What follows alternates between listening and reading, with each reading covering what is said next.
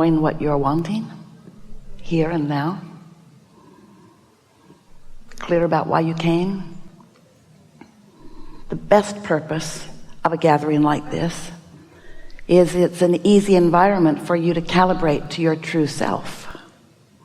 It's easier for you as you hear Esther's interpretation of our vibration, which is your source vibration. It's easier for you to tune to it as you listen, as you feel for it. Every word that Esther finds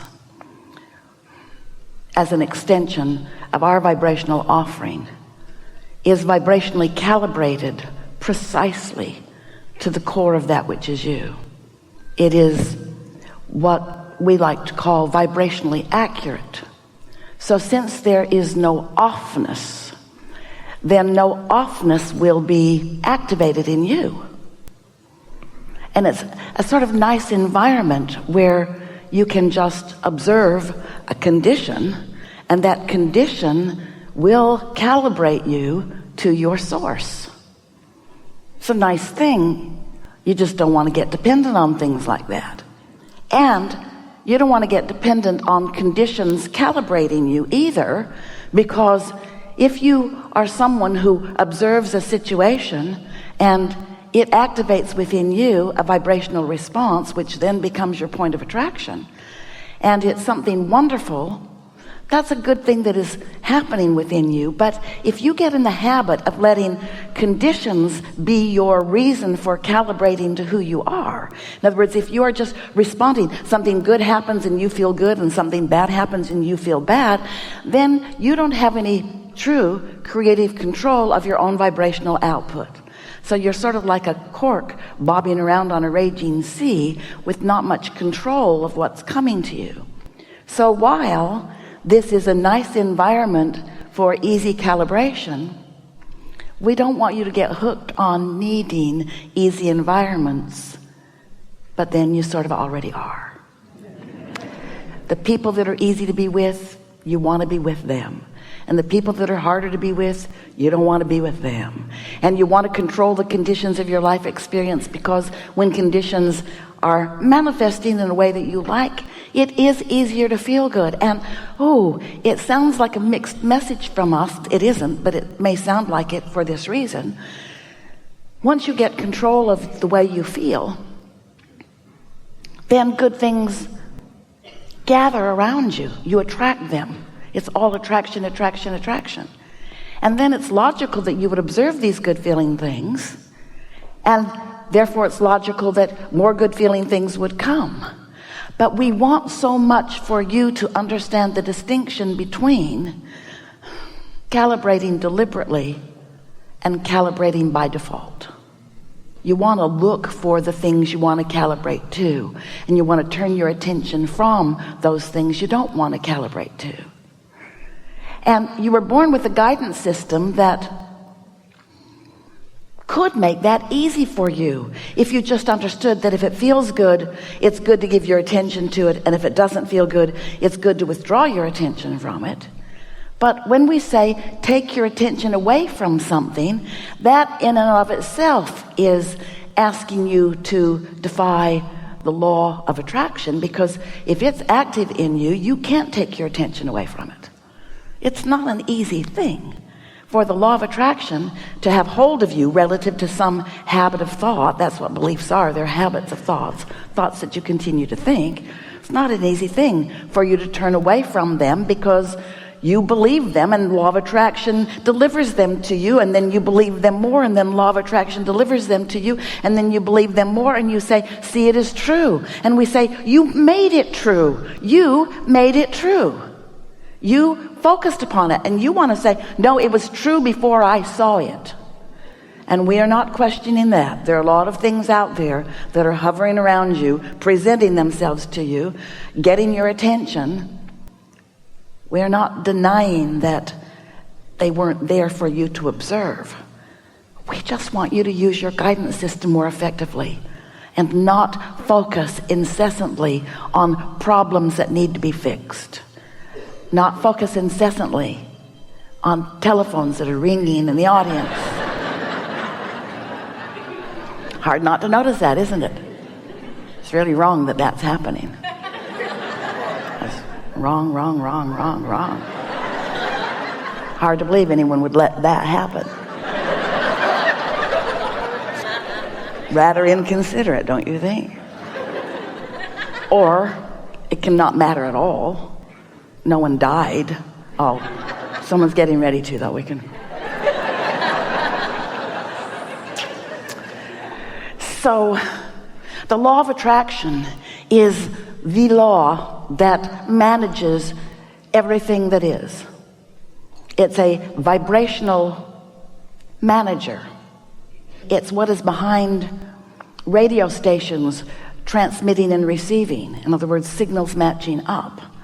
And while we may not transmit to Esther in a way that she can find technical words that are scientifically understood by scientists, we can say to you that you get what you think about, whether you want it or not.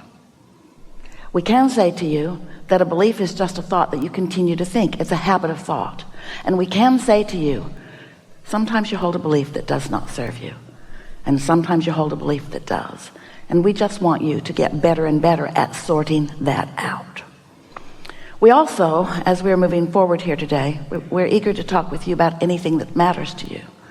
But we want you to come away from this gathering with a strong sense of knowing that you have more ability to focus than you may have been giving yourself credit. That the law of attraction does not make it easy for you to change a thought midstream. Because if you've got a belief that you've been thinking for a while, and after all, some of the beliefs that you hold, your mother thought, your mother believed them. And because she believed them, she demonstrated them in her own life, because she gets what she believes. So as you witnessed someone getting something that they were expressing over and over, as they were saying, this is the way life is, and then they demonstrated that that is the way life is, it's not difficult to understand why you might hold some of those beliefs too. We just want you to know that you can modify beliefs, you can bridge beliefs, you can change beliefs, and this is the most important factor in being able to do that effectively. You are more than the you see sitting here in this chair. You are source energy. You are an extension of source energy, and that source energy part of you exists right here and now. We call it your inner being, some call it your source or your soul, but that part of you holds beliefs too. That part of you does more than believe. That part of you knows stuff about you. That part of you knows your worthiness, knows your value, knows your ability, knows your probabilities, knows with certainty who you are, and that you can be or do or have anything that you choose. That inner being part of you knows that. But you've got to calibrate your vibration to that, which means sometimes you have to look there instead of where you have usually been looking. And that takes a little bit of decision making on your part. The world that is nice to you, and there's a lot of it, isn't there? It will tease you into conditional calibration. Because if someone is loving you and you feel their appreciation of you, it feels so good, doesn't it? And then you will look for good feeling from that person. But it's a lot to ask of that person, because it's not that person's job to hold themselves in steady calibration with everything good for you so that you can tune to them in order to tune to the good stuff that you want. They will let you down every single time. 100% of the time, those people that you tune to, who are really good at it some of the time and terrible at it other parts of the time, they will let you down over and over and over and over and over and over again, because you're looking for calibration in all the wrong places. You're looking for it, and it's nice to find it. So how can we say this to you? Calibrate to the best of who you are, and then good things come to you, but don't get hooked on the good things that come to you. That's sort of kind of what we're saying. Your calibration will bring loveliness to you. Just don't get hooked on that loveliness as the source of your calibration. Let it be the result of your calibration, not the reason for your next calibration. Does that make sense to you? Because they can turn on a dime. There you are, bipping along, calibrating to someone who adores you. You don't even know your inner being exists. You've been calibrating to this person. And then they have the nerve of dying. Really? That just doesn't seem right. You were my reason for liking myself and now you're gone? Or they take their attention away from you as they go off to lunch. The nerve of them. Sometimes they go to work. Sometimes they want to watch something on television that you don't want to watch. They should know better than that. They should be there to serve you. But they're not going to be. They're not going to be. You want to get hooked on what is steady and sure and true. You want to calibrate to the source of who you are. And you want to do it in advance of meeting any of them in any day. Because usually, first people you meet are going to calibrate you. You get up, you blunder into your day, you get into your car, and the jackass across the street calibrates you.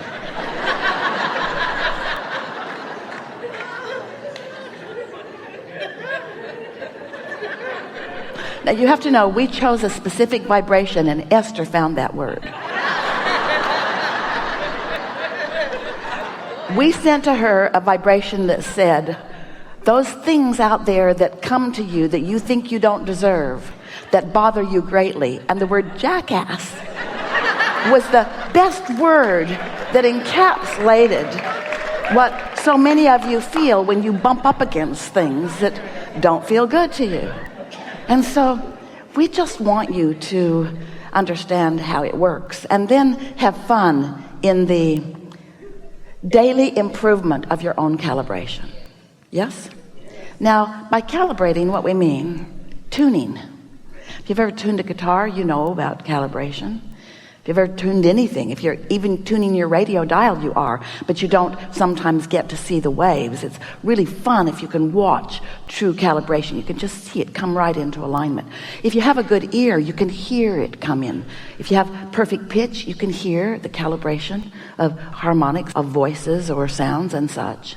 And so it's a physics, science part of your world that you are experiencing all day, every day without even knowing it.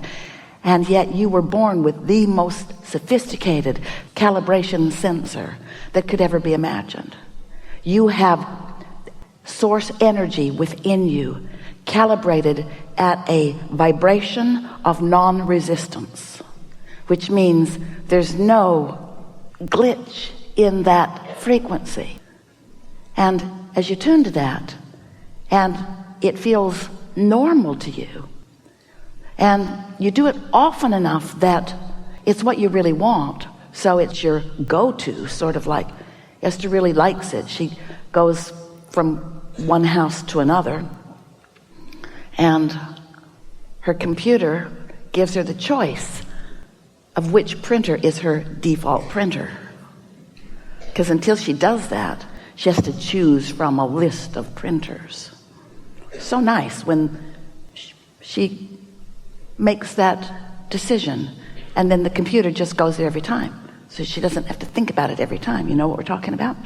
Don't you want to calibrate to the truest signal of who you are, so that you don't have to think it over every time? You can just feel it. We'll talk a lot about that as we are moving forward here today. So we know you have the sense of what we're talking about. You create your own reality, which means you offer a vibrational frequency, which means that vibrational frequency is being answered by all things around. And if you're not emitting it, it's not coming back to you. So if something's coming back to you, you're emitting it. It is as simple as that. We have enjoyed this interaction immensely.